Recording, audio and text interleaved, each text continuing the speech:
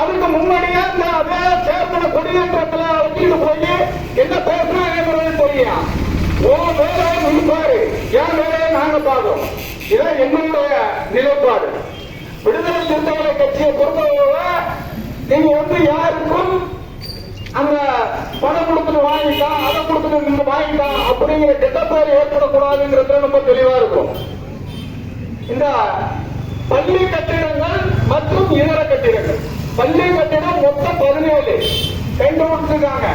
முத்துப்பேட்டை ஊராட்சி ஒன்றிய ஆணையரகத்தில் ரெண்டு விட்டாங்களா? ரெண்டு விடல. இந்த ஆள் போய் அட்ராசிட்டி பண்ணி எடுத்திருக்கிறாரு. எவ்வளவுக்கு எடுத்திருக்கிறாரு அதை பிறகு பார்ப்போம். 17 பள்ளிக்கூடம், அதுல 14 எடுத்துட்டாங்க. 3-4 எடுக்கல. 3 அடுத்ததான் இதர கட்டிடங்கள், சமையல் கூடம், மகளிர் கட்டிடம் மற்றும் சில கட்டிடங்களை எடுத்துவிட்டார்கள். அது மொத்தம் 54. 54ல 3 கட்டிடம் இல்ல, பாக்கி 51 கட்டிடம். இது எல்லாம் எவ்வளவுக்கு எடுத்திருக்கிறாங்கன்னு போய் கேட்டா அந்த ஒன்றிய நிர்வாகம் கொடுக்க மறுக்குது. என்ன கொடுக்க மறுக்குது? எவ்வளவுக்கு எடுத்திருக்கிறாங்கன்னு கொடுக்க மறுக்குது. அப்போ அங்க விசாரிக்க போகும்போது 60-70 பில்டிங்க வெறும் 1 லட்சம் ரூபாய்க்குள்ள எடுத்திருக்கிறதா சொல்றாங்க. வெறும் 1 லட்சம் ரூபாய்க்குள்ள எடுத்திருக்கிறதா சொல்றாங்க. 1 லட்சம் ரூபாய்க்கு எடுத்துட்டு இன்னொரு தனிநபர்கிட்ட எவ்வளவு கொடுத்திருக்காங்கன்னு சொன்னாக்க 15 கட்டடத்தை 4,30,000 ரூபாய்க்கு விற்றுள்ளார் என ஒரு தனிநபர் ஏற்கனவே இந்த பில்டிங்கை உடைச்சிருக்கக்கூடியவரே, வழக்கில் போயிட்டு வந்திருக்கக்கூடியவரு 4,30,000 ரூபாய்க்கு 15 பில்டிங்க 16 பில்டிங்க எடுப்பதா கணக்கு சொல்றாரு. இது எப்ப சொல்றாரு?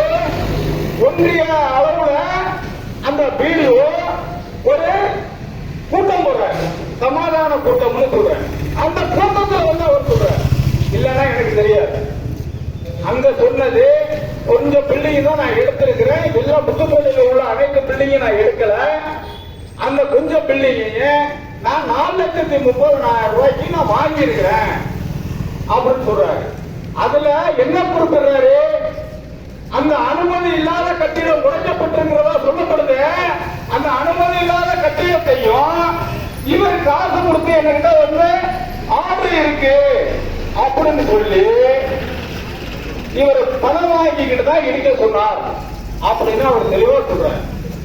அந்த கூட்டத்துக்கு இந்த விற்பனை செய்த நபர் வரணுமா இல்லையா?